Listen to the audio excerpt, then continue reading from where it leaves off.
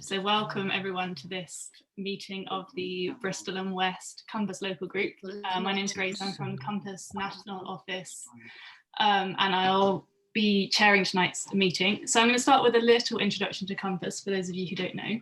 So Compass is an organisation founded on the belief that no single issue, organisation or political party can tackle the huge social, institutional and structural changes that we face in the 20th century. So things from COVID to the climate crisis and so on. So Compass is the place where people can come together to create visions, alliances and actions to collectively be the change we wish to see in the world. We do this by campaigning around specific issues like basic income that we're going to talk about tonight, but also through building relationships and trust between all the progressive parties, civil society groups and other organisations that share progressive values. So tonight, Compass has a network of local groups across the country who bring this Compass philosophy to their own local politics. And so this event has been organised by our Bristol and West group, which was founded back in the summer. If anyone's interested in getting more involved with the Bristol group, Aileen is going to be speaking at the end about how you can do that, so stay tuned for that. Well, we're here tonight to talk about basic income, and we have two expert speakers who will introduce shortly. Compass has been interested in basic income as a transformative policy proposal for some time now, and just over a year ago we set up the Basic Income Conversation, which I'll link to in the chat. It's an organisation which focuses on working with local communities, civil society groups to understand what a basic income could do for the UK. We've also published a range of research papers into basic income, one of them written by Stewart, so I'm sure we'll touch on that later. And I'll link to that in the chat too, but I'm sure Stewart will be able to explain more. So without further ado, I'll introduce tonight's speakers. So first up, we've got Stewart Lansley, a Compass Associate and Visiting Fellow at the University of Bristol. He's written widely on poverty, wealth and inequality, and he's the co-author of Basic Income for All, From Desirability to Feasibility, which was written for Compass. And he's also the co-author of Breadline Britain, The Rise of Mass Poverty. We have also got Artemis D, who's the co-founder of UBILab Bristol, which is a collaboration of individuals and organisations working together to secure a basic income pilot in Bristol. They're a social entrepreneur with a background in environmental policy, and they run a democratic education project called The Garden as well, and also a cabaret performer and producer. So Stewart will be speaking first. We'll hear from Stewart and then we'll take some questions from the audience. Then I'll pass to Artemis. We'll take more questions before ending in a plenary session. And then we'll hear from Aileen about how you can get involved with Compass Bristol if you're interested. So Stewart, over to you. You need to unmute yourself, Stewart. Sorry, I should also add we are recording tonight's discussion, just so that you're aware. Stewart. Okay, well, hello everybody. I mean, it's really great to see so many people here, and thank you very much for organising this and inviting me to talk about basic income. I mean, I think it's worth saying that you know, even a couple of years ago or 2 or 3 years ago, we wouldn't have been having this session probably because, you know, basic income wasn't really on the political agenda. People who were promoting it were seen as, you know, slightly eccentric, and the idea was seen as, you know, too utopian. But that's all changed. It's been rising up the political agenda. Scotland has been looking very seriously at a trial. Wales is probably going to look at the possibility of a trial as well. There's a large parliamentary group that are interested in looking at a basic income. And so it certainly is much higher up the political agenda than it was. And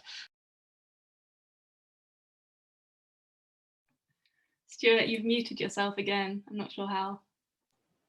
There we go, you're back. Okay, so yeah, so it's certainly been rising up the political agenda. There's a lot of interest in it. There's a large number of hubs, such as the Bristol hub, right across the United Kingdom, and so you know, in the last year, 18 months, we've got a basic income social movement, I think, that is not going to go away and will keep it on the agenda. So, I mean, there are lots of reasons why it suddenly jumped up the agenda. I mean, I think the first thing is the flaws in the social security system, which it's mean. The benefit levels are low compared with historically and other rich nations in Europe. It's patchy. It's highly punitive. I mean, since 2012, 5 million people have been sanctioned in the United Kingdom, which means they've had their benefit withdrawn altogether.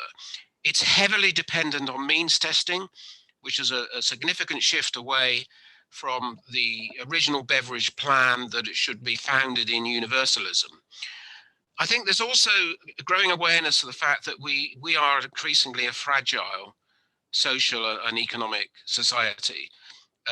And what we need is to really rethink the system so that we can build much more secure individuals, families, households, and much more resilient communities than we've got.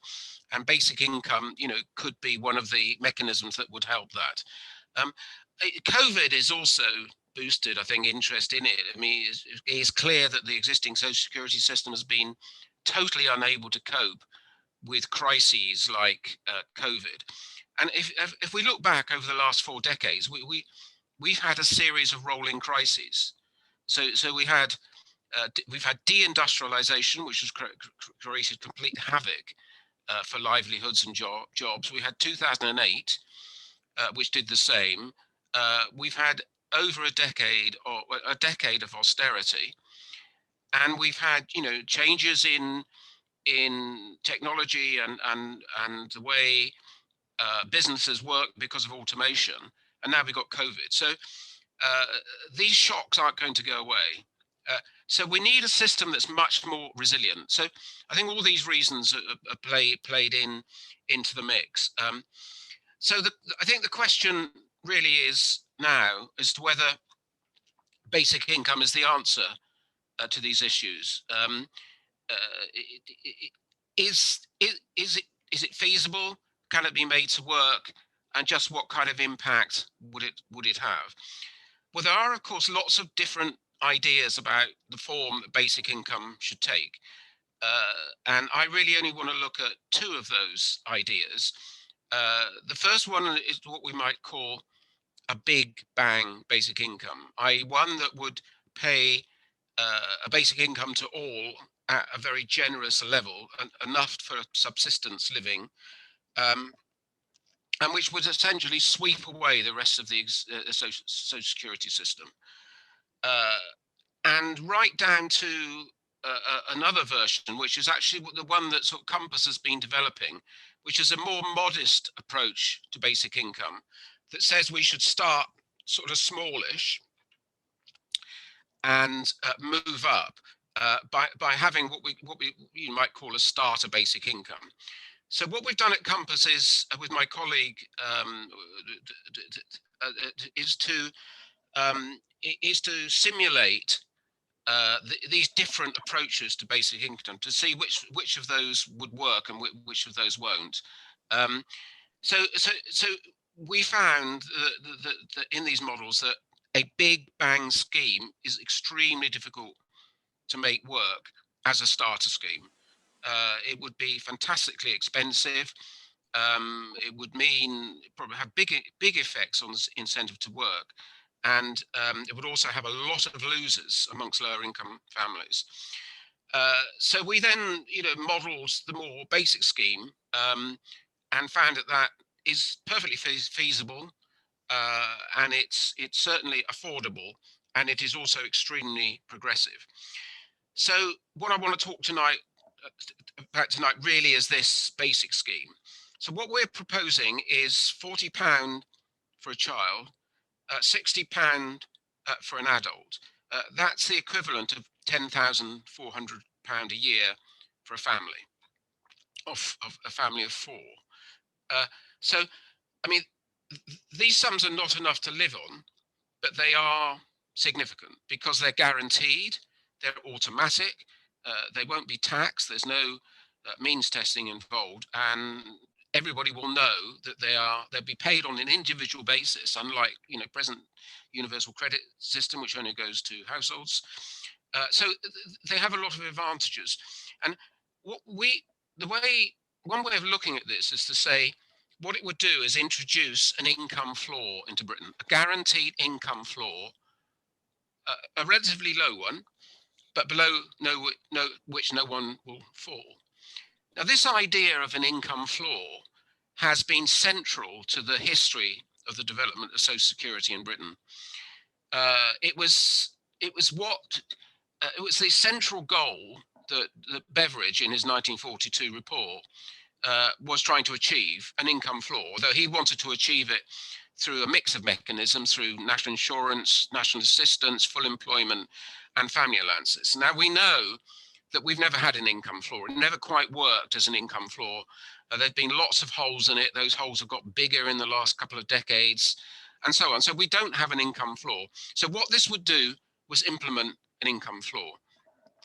Now, we then looked at the impact of this scheme, and the impact is it would cut poverty by between 35 and 40%. It would cut inequality, and it would cut the level of means testing by about a fifth. So it's pretty progressive. It will have really positive impacts.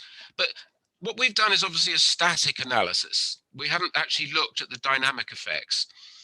But one of the big advantages of something like a basic income, even at the level we're talking about, is that it would have a number of progressive dynamic effects. I mean, it would give people certainty about income, which enables them to feel a good deal more secure. And we know that secure finances are one of the most important determinants of well-being. So particularly when it comes to health. So we think a system like this will, once it gets going and people get to understand it, will have very positive effects for well-being. The scheme will also change people's attitudes at the margin towards the way they manage their lives. So it will enable them to have better choices over big decisions like work, like whether to stay in education, or whether to go back to training, or whether to try their hand at setting up a small business. Because you've got a certain amount of certainty, you've got that fallback of that income, which just gives you a bit more flexibility than we have at the moment.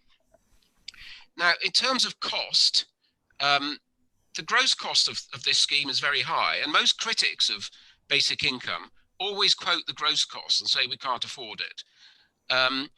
But when you allow for the savings, then it is possible to design a system a little bit along our lines, the lines that we're suggesting, that would be revenue neutral, i.e. there would be no net increase in taxation. So what we're suggesting is that alongside this basic income floor, we make a number of changes to the tax system. There are two basic changes. The first is we would abolish the personal allowance, the tax personal allowance, which is actually very regressive in the sense that it's much more helpful distributionally to the better off than it is to those on low incomes. Now, the cost of personal allowance is £120 billion a year, which is about 7%. It's something like about 6% the size of the economy. So it's a very huge sum. That money would go straight in to the paying of basic income. We're also suggesting that the marginal rates of tax go up a little bit, between about 2 or 3%. And we believe that this would generate enough revenue to be close to the gross cost of giving everybody a basic income. So it is possible to design a scheme. It might have to be a slightly less generous than ours, that is revenue neutral, which deals with the critics who say there are much better ways of spending the money. So I'll stop there because I've probably been talking for too long anyway. So hopefully we can have a debate about whether you think this is feasible, or whether it could work, or how well we could sell it if you agree with it. Okay, thank you very much. Thank you, Stewart. So we have had a few questions in the chat, as well as some questions that were submitted earlier. So first up, we've got Sue Johnston, who just had a question in the chat. Sue, if you would like to unmute yourself and ask your question direct. We've got Sue. Oh, good evening to everybody. I agree with the universal basic income, because in a time of crisis like we've got at the moment with COVID, or if people are suddenly made unemployed or ill or sick or something, or they've got children or family members to care for. But presumably the scheme you have in mind, it would have top-ups for people like rent and more, obviously a higher income if they had no income from other means, like no savings or no employment. I was just asking you how that would work. Yes, I mean the way it would, what we're suggesting is this: our basic income floor is grafted on to the existing social security system. So most of the present system would stay. So you'd have a two-tier system. You have a guarantee universal benefit that everyone would get, a little bit like child benefit, extended to the whole population. But people would still get, so the people who have very high rents or people with disabilities and so on, who are currently getting means-tested benefits, would continue to get them. But the effect of this scheme, I mean, I haven't got the slides, but the graphs of who gains and who loses are in the Compass pamphlet. But there's a significant boost to incomes amongst the poorest tenth, and then another significant boost to incomes, not quite so much, between the next tenth, and so on. So the real gainers are really the poorest 30%, and the losers are essentially the top 20%. So there's a redistribution going on, but it doesn't affect the existing social security system, apart from one or two changes, like we'd abolish child benefit because this is a substitute, and one or two other smaller changes. And our aim would be to raise this floor over time. And we explain in the pamphlet as to how we would do that. So gradually it would rise. So the level of universality would increase and the level of means testing would fall. And we'd be moving back towards the sort of universal system that Beveridge favoured and which was implemented after the war, but has been eroded over the last sort of 40 years. Yes, thank you. That's great. Yeah, that's answered my question. So excellent. That's what we like to hear. I know they've got schemes in places like Finland and other countries, haven't they, where they've done pilots and it's worked pretty well. So anyway, thank you for that. Thank you. Thanks. I'm seeing two questions, one from Adam and one from Michael, which are kind of similar on a similar thing. So I thought, Adam and then Michael, if you'd like to ask your questions, and then we could take them perhaps together. So maybe Adam first. Yeah, thanks, Grace. What's the sort of political path or strategy to get UBI? I guess through the Labour Party. Brilliant, Adam. And Michael, yours was about the sort of environment of neoliberalism and so on. Yeah, so I was just thinking, obviously, with the political landscape as it is in terms of, the Labour Party got a big following under Corbyn, but now have Starmer in charge and things moving more towards a neoliberal way. People voting for isolationism and nationalism. How do we go about getting the concept of raising taxes, even if it's slightly, and also abolishing the personal allowance? How do we get that idea across as being a positive thing through UBI? Because I've had this conversation online a lot of times and it doesn't usually go well. Okay, well, I mean, that's the old the $5 million question, isn't it, as to how we can build a campaign in order to get this implemented. Well, I think if we look back at the history of progressive policies over the last 100 years, they were all unpopular before they were implemented. I mean, so the National Health Service was a fantastically controversial idea. And the campaign to build a National Health Service started in 1910. So, I mean, it took, 35 years. It was very controversial when it was implemented. Now, no right-wing government would ever get rid of it.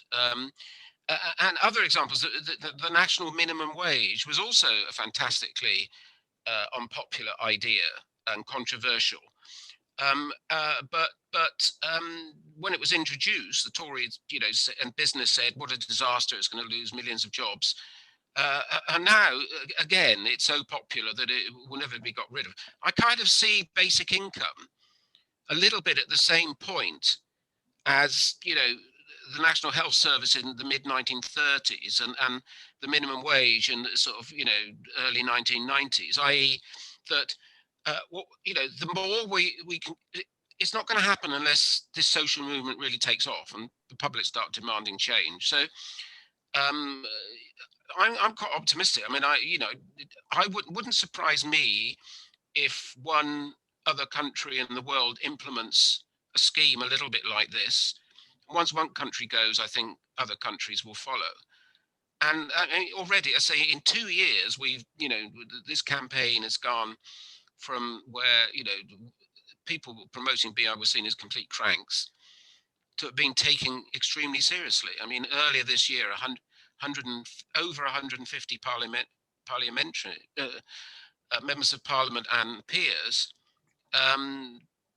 signed a resolution, House of Commons resolution, calling for an emergency basic income.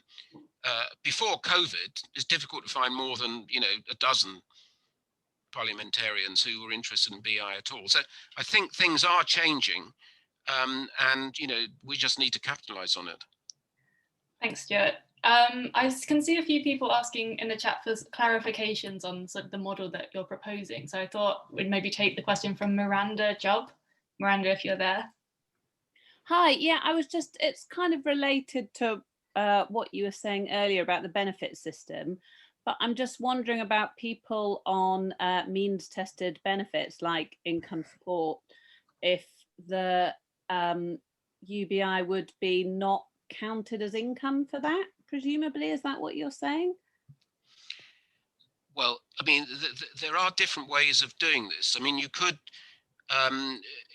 make the whole of the basic income as a disregard for means tested benefits. That would obviously mean that their income would rise fully by that amount, but that would be very costly. So what we proposed was that £25 a week of it should be disregarded, which is not quite as generous, but brings down the cost. But I mean, there's different. I mean, you could do everything from. I mean, I've been involved in the Welsh project, and there we've actually proposing a basic income that has a full disregard, but is fully taxed. And that turns out to be slightly more progressive. So there are different ways of implementing this scheme to integrate it with the benefit system. But it's perfectly possible to do it in a way that is progressive, that delivers these big income gains to lower income families, but not at an unaffordable cost. Amazing, thank you, Stuart. I think we'll squeeze in one more before handing over to Artemis. So Jay, you had a question about immigration. Yeah, thanks. I was just wondering how it could possibly work with a lot of people who don't have full immigration status or don't actually have papers at all, like if it would extend to those people and how that gap could be bridged. Well, I mean, obviously there has to be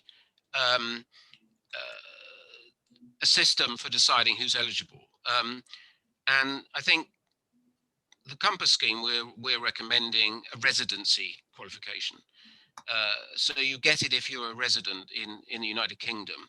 When it comes to recent people arriving in Britain, we probably have to have 1 year or 2 year or some definition of residency. So if you're only here for 6 months, you wouldn't get it, but if you were going to be here permanently and start a family and so on, you would. So I think yes, that is our preferred approach to deciding eligibility. Thanks, Stuart, and thanks for all your questions, everyone. There were loads that we didn't manage to get through, but hopefully we'll be able to come back to some of them after Artemis has spoken. So I'm going to hand over now to Artemis, who's going to speak about the UBILab in Bristol. Hello, thanks for inviting me to be here. What a great event, and so many people here. It's amazing. So I'm going to try and share my presentation. I've taken my glasses off because I've got this horrible screen glare with them. It doesn't seem to happen to anybody else. So hopefully I'll still be able to read my notes. I'm going to share my presentation. I've lost it because I have been trying to share all the links.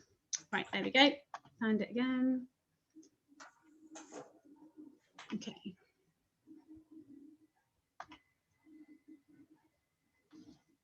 Right.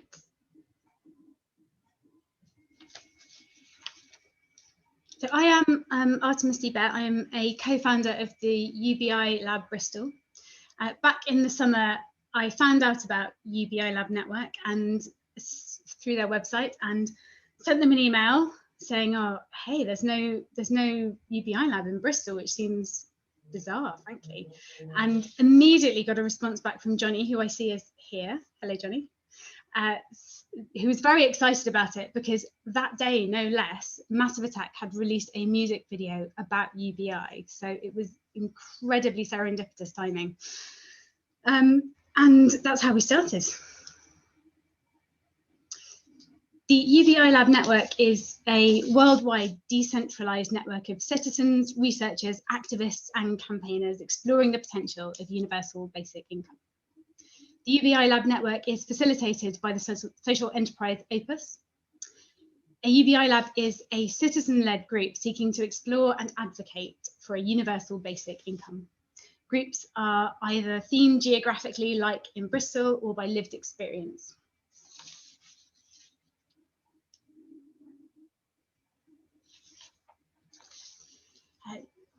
UbiLab Network started in Sheffield as a collaboration between multiple organisations and individuals who were all seeking to explore the potential of a universal basic income and the possibility of a pilot in the city of Sheffield. And it sprung out of Sheffield's Festival of Debate, which Opus, who facilitate the UbiLab Network, are also involved with. The UbiLab Network has become a fast-growing global movement. There are currently 35 UBI labs across the world, and the majority are located in the UK. Labs meet every month to share learning and contribute to a shared set of resources. And the labs are assisted by the UBILab staff team who offer skills, resources, and expertise where needed to facilitate the aims of each individual lab.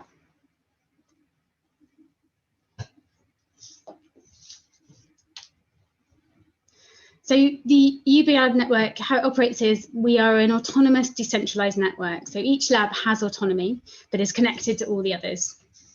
It's non-partisan, so it's not affiliated with any particular political party. And it's grassroots, so it's powered by ordinary people, not academics or politicians. And I think this really illustrates how it's driven by local action. I'd like to try and show you this map if it works, so bear with me a minute. So the UBILab network conducted a survey of what UBI, a universal basic income, would mean to people, and generated this map, which will hopefully load very soon, of people's answers. And so it's people all over the UK who have said what a universal basic income would mean to them and the difference it would make to their lives.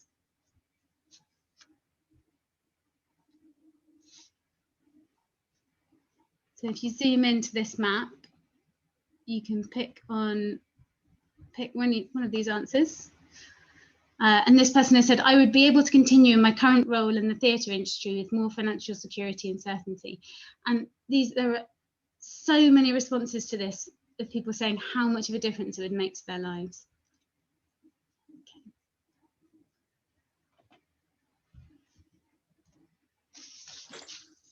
I think what that map really demonstrates is that it really is sort of, it's the power of communities talking about their real lives rather than just faceless numbers.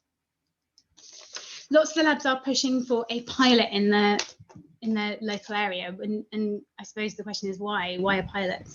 And the first reason would be to generate evidence. So there's been several UBI pilot schemes introduced around the world, and there's also evidence from some historical trials, but this evidence isn't always robust or in a context that's relevant to the UK.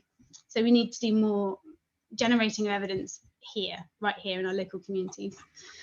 It also generates discussion. So a UBI pilot would contribute to the discussion and public awareness of the tax and benefit system, particularly around how the system works, where money goes, conditionality, and possible alternatives. And there are also immediate benefits to running a trial. So based on previous evidence, a UBI pilot should reduce poverty and improve well-being for many of those involved in it. And this represents an opportunity to make an immediate impact on the communities in Bristol. And I think we need to be testing UBI now, because as a recent advocate for a pilot in the US said, basic income isn't about a scary future where robots run everything. It's about today when working people can't afford rent.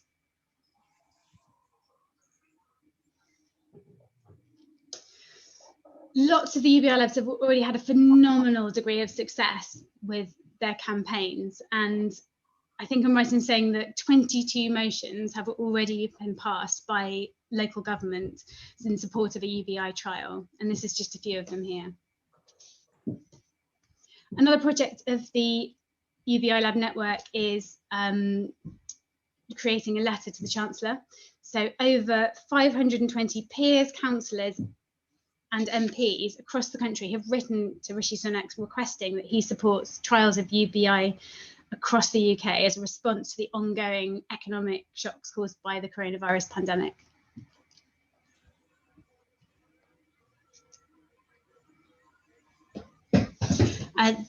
The thing that actually, sorry, I'm going to say this first.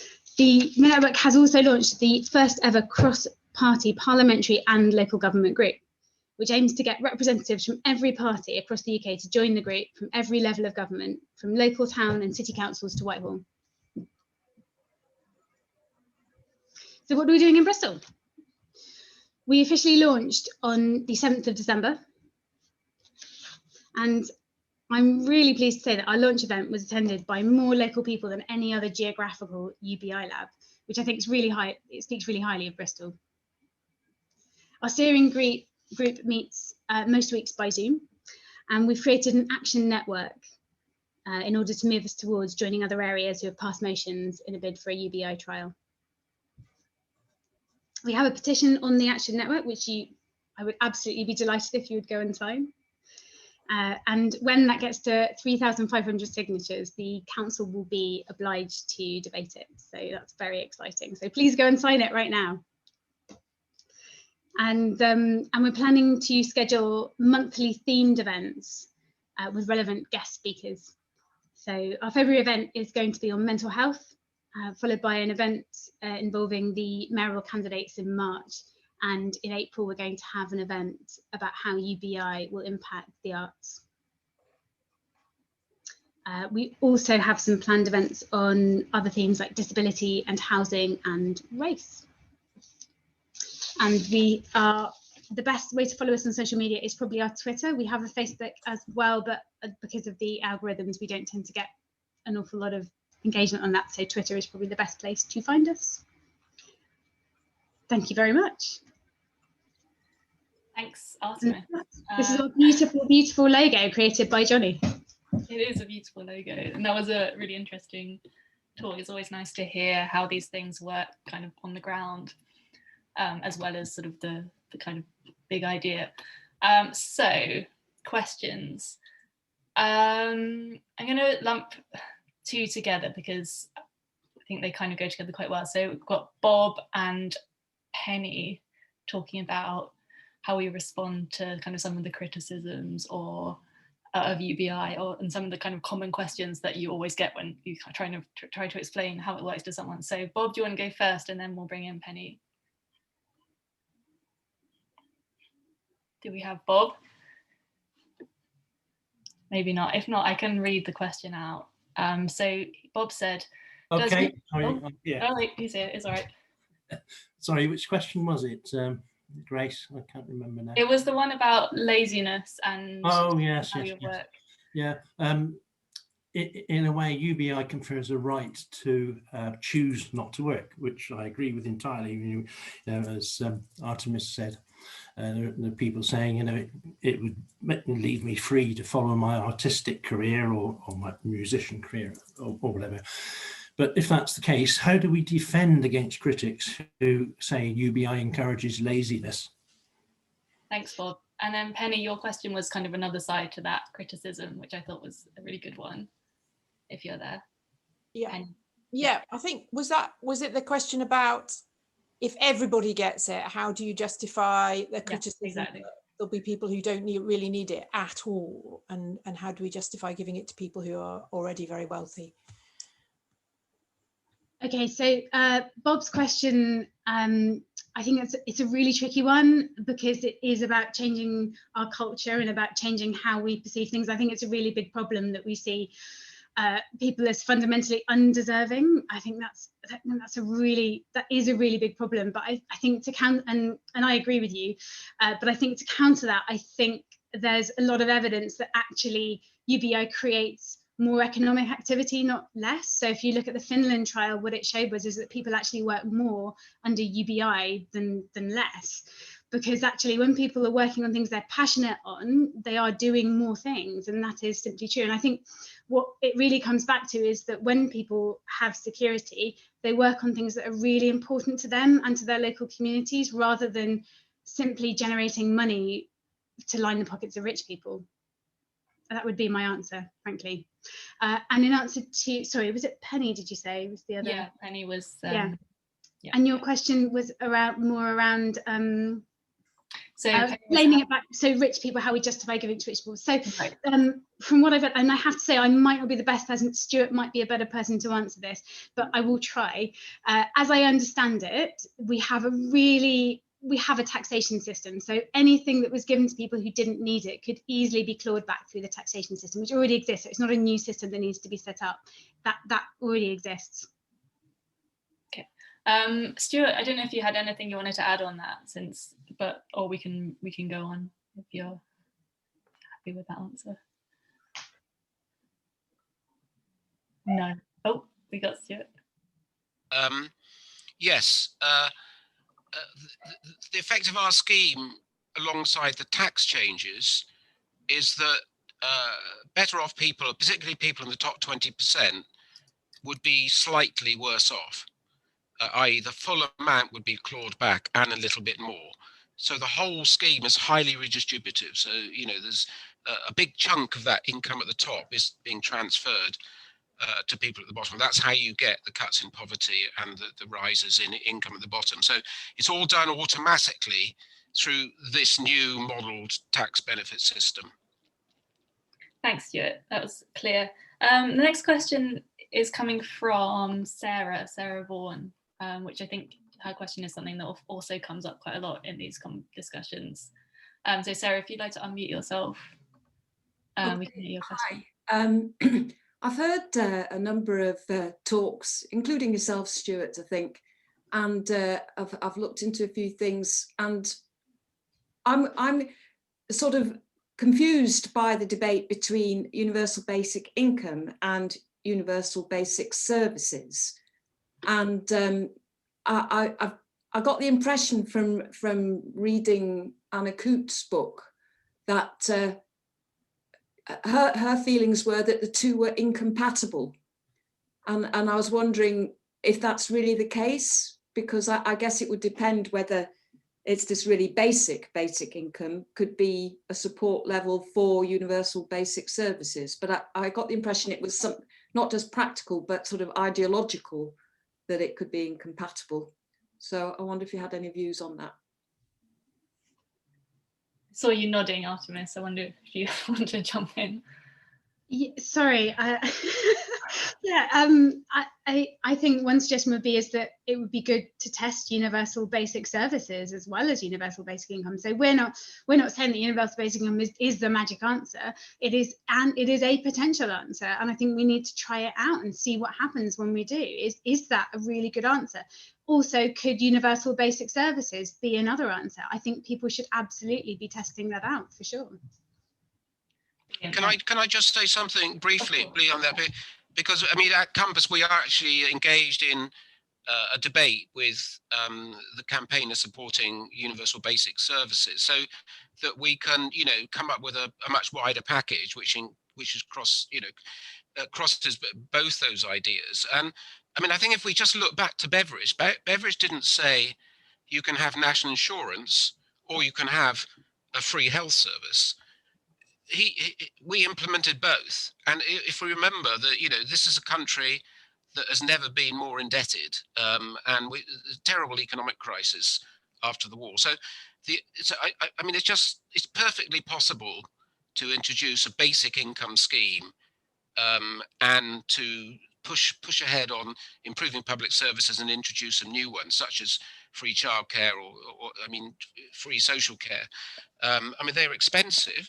But cutting poverty and dealing with social dislocation and many of the social problems that we have can't be done on the cheap. It's going to cost a lot, and I think as a society we need to make a choice whether we want to improve social care, whether we want to improve the social fabric, whether we want to rebuild our depleted social services and have a benefit system that protects people from poverty. If we want to have that, then we're going to have to pay for it. So I think there's a very strong case for campaigning on both simultaneously, but I don't think that I don't think there really is a contradiction. Oh, well, that's a relief. Thank you. Yeah, I agree. And just to add to that, I do think it's worth pointing out is that what do you define as a service that is worthy of being included in that as well? It kind of gets tricky really quickly. I think like you have to have people making policy on what is to be included in that and what isn't. It seems like to me that would be a much more bureaucratic answer.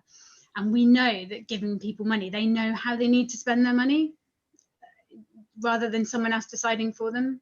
It seems like a much simpler solution, UBI, than universal basic services, to be honest.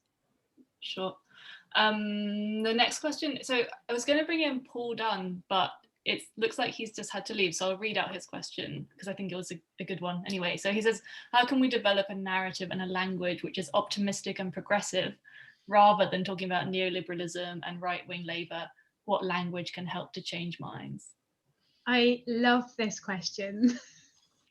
But I suppose I'm really concerned with this question in general. So I, in my daily life, I run a democratic education project. So we're really concerned with the issues of autonomy and how people can be given autonomy over their lives. And I think this is really, really relevant because I think a lot of the really passionate arguments from both the left and the right really come down to people's autonomy and different ideas about what autonomy means. And I think that's really the key point here, is giving people real autonomy in their lives. And personally, I suppose partly because of the work I do, I think that really comes down to a conversation about oppression and a conversation about how we interact with each other, and particularly about how we interact with young people, and giving young people both autonomy and responsibility from a really young age, involving them in discussions about their own lives and about political life. I think that's really what it comes down to. Thanks, Artemis. Another question which I think would be good for you is Martin Fodor. If you're there, Martin, would you like to unmute yourself? Hello. Yes, we got you. Yeah, I think it's because I posted a comment asking how we can build cross-party support locally.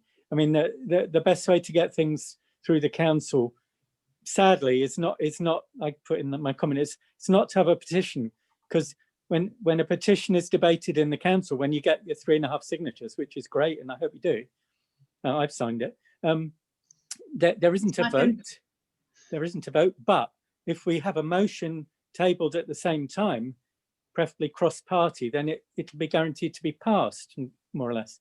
And so you then have a more of a debate about, right, we now need to pass this and resolve to commit to Bristol having a trial, or asking the government for a trial, contacting MPs and members of the government saying, let's have a trial. So we kind of need to complement the petition with a motion backed by as many councillors as possible. Yes, I completely agree, Martin. It needs to be non-partisan, and it should be non-partisan. And in fact, there's no reason why there shouldn't be people from all political parties involved in this, because it isn't even necessarily a left-wing debate. There are huge left-wing arguments for it, but it isn't essentially a left-wing policy. I completely agree. I would absolutely love for more Labour people to be involved in the UBILab Bristol. That would be absolutely fantastic. And in fact, we had the fantastic Joe Sargent, who's a councillor in South Bristol, who came along to our launch, as I know you did, Martin, as well. And there are lots of people in the Labour Party in Bristol who are definitely interested in this idea. So I suppose it's about how we engage with those more. Yeah, I just add a comment I made earlier in the chat, which is the motion I've tabled, which I'll keep tabling because we do want to get it piloted, commitment to that. It's based on a motion used in Norwich and elsewhere. And in some places it was Green and Labour. I think there was one where it's Green, Conservative and Lib Dem. You know, depends on the makeup of a council. The pressure building up on government to allow piloting of this should be all party possible. Yeah, absolutely. And I suppose what I'm wary of is this becoming a sort of a pigeonholed as a Green Party issue when it isn't, and it shouldn't be. It should be led by all of the parties. Yeah. So I'm just looking at the time. I've probably the last question for both of you. It's quite a big one from Justin, and then I'll hand back to Aileen. So Justin, you had a sort of a point of dispute with some of what was said. If you'd like to unmute yourself, if you're there still. Maybe. Yeah, hi. Yeah. I just wanted to know why we just can't be a bit more radical about this and aim high and go for the gold standard. You know, I think if I put in my question, if we're going to roll up all benefits and all the tax allowances, sorry, I don't like using the word benefits, I should have said welfare, and everything like that. And also, I did put in there as well, I work with a lot of civil servants. I work for PCS, the union, and we're aware that there are huge amounts of consultants and consultancy fees paid in the public sector to try and streamline services. Well, this would be the ultimate streamlining of services. It's just delivering cash to the people who need it. As someone said earlier, they can spend it on what they want. Why can't we just do that? Why can't we aim high? I'd love to hear more about the gold standard rather than the sort of, you know, the bottom of the barrel. Stewart, Yeah. comment on that, or Artemis, in fact. Yeah, I just like to say I completely agree, and yes, more radical. I'm totally for that. Absolutely. Okay, well, I mean, I think we should, the minimum income scheme isn't really not radical. I mean, it's still pretty radical, and it would be hugely redistributive, and it would have a pretty big impact on poverty and inequality. So it's not a second. I mean, it's not a second best policy. It would still have a lot of the gains. I mean, there is the idea of a basic income is controversial. Is still controversial, although it's winning more support. It's controversial. So I think what we've been trying to do at Compass is design a scheme which we think is practical, is saleable, is affordable, and is still powerfully progressive. And when we try to get to sort of much more gold standard scheme, as you call it, to work, we couldn't get it to work.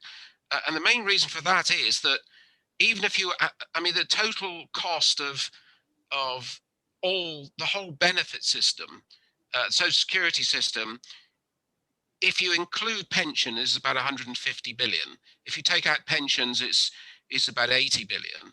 But if you, whereas giving everybody £1,000 a month, £12,000 a year, would cost something like 500 billion. So that was the problem that we faced. It was very difficult to design a scheme and it would have a lot of losers, because once you abolish the social security, all the means testing, then you really do take a lot of income away from people who are getting big help from some of the means testing, particularly people with disabilities and people with very large housing costs. So we've come up with a scheme because we think it's not perfect, but it would be hugely better than what we've got now. It's a start, and we've got a plan in the report, which is it's a 20-year plan. Fair enough. I mean, it's taken 10 years to get to a universal credit scheme, which is a disaster. So these things can't be implemented quickly. We know that. The scheme is a 20-year scheme, which will raise the floor and take it over time towards the gold standard system that you're suggesting. But I mean, I agree. In an ideal world, we'd fire on lots of cylinders. But I mean, politically, I think we're much more likely to be able to sell a scheme like this. It's a bit like the national minimum wage. It was introduced at a pretty low level, but has been gradually increasing as a share of average earnings over time. And that, as I say, that. So I think we need to consider the politics of this as well. Yeah, thanks, Stewart. I think it's really important, thinking about big ideas like this, that we can keep that ideal in our minds all the time, whilst also dealing with the reality that we live in today. And sometimes it's difficult to kind of keep those two things in mind at the same time, but I think it's sort of central to this debate. So one thing I wanted to say was that the UBILab Network is proposing that we do trial different forms of UBI, and we trial different amounts of UBI and see what the effect is. What we really need to do is shift the debate from talking about the value of UBI to what the value of UBI is, not just the cost of it. So we want to work out exactly what difference it does make, like, before we actually kind of work out the details of it. I think that's really the conversation we need to be having. Thanks, Artemis, and thank you, Stewart. So I want to make sure everyone gets home in time for their tea. So Aileen, would you like to come in now to share a bit about the Bristol and West Campus Group? Yeah. Hi, my name's Aileen McLaughlin. I'm in Bristol, and I'm a member of the Bristol and West Campus Group. So I came to them via Compass nationally because they run such amazing talks every week and have great campaigns, and their publications are really informative on electoral reform and on UBI. But local groups are a way of actually trying to turn those ideas into action, and also to link up with other like-minded people across parties in your local area. So our group's been running since last summer, and at the moment it is mostly Labour and Green Party members. But we would like to encourage more people to join us, and we'd like to get some Lib Dems involved, and also people who are not affiliated with any political party, because one of the main aims of this is that we link up all progressives, people who have got progressive ideas, who want to work together. And I mean, there are 4 main areas of work that we think are very suited to this kind of alliance, and that's the Green New Deal, which has got a lot of cross-party support. Just an aim to work out how we can work together. And certainly I feel, I'm standing as a councillor next May, and I certainly feel there could be more working together across parties in the council. And so this idea of a motion on UBI, a UBI pilot would be a great, it has happened in the past, collaboration, but that would be a great thing to collaborate on. Also, electoral reform is another issue, and universal basic income, which we're talking about tonight. So hopefully we will have more events like this, and that will attract people in, progressive people in the West and in Bristol, and we can get more people involved in actually taking action and linking up. And I think there are loads of us out there, and I think people there's a real appetite at the moment for making things happen and crossing party lines to achieve that. And there's one particular thing that's really looming for us, which is the West of England mayor, the WECA mayor elections. And we're really going to be focusing on that, and particularly helping people to understand the voting system so that they don't waste their second vote, and split their votes in a way that allows another Tory to get in, because we really don't want that to happen. So I've put some links in the chat, I think we, if you're interested, then go to our Facebook group or email us on the email on the chat, or I'm sure if you go to the national site that they'll point you in the right direction to us. And we just need to make sure we start now building a progressive alliance, and so that we're ready for the 2024 elections. So hope to see some of you at our meetings. We meet once a month, and we can send out details to that if you get in touch with us. Thank you, Aileen. So thank you all very much for coming. We've been really happy with the turnout tonight. I hope you all enjoyed the conversation. Thanks obviously to Artemis and Stewart for your excellent talks and for taking the questions. And thank you all for your brilliant questions. I think that's everything. Is there anything I've forgotten to say? I don't think so. But yeah, definitely do keep in touch with us or with the Bristol group. And yeah, good night. Have a lovely evening, everybody. It's really lovely to see you all. Bye, everybody. Good evening, everyone. Thanks, everybody. Bye.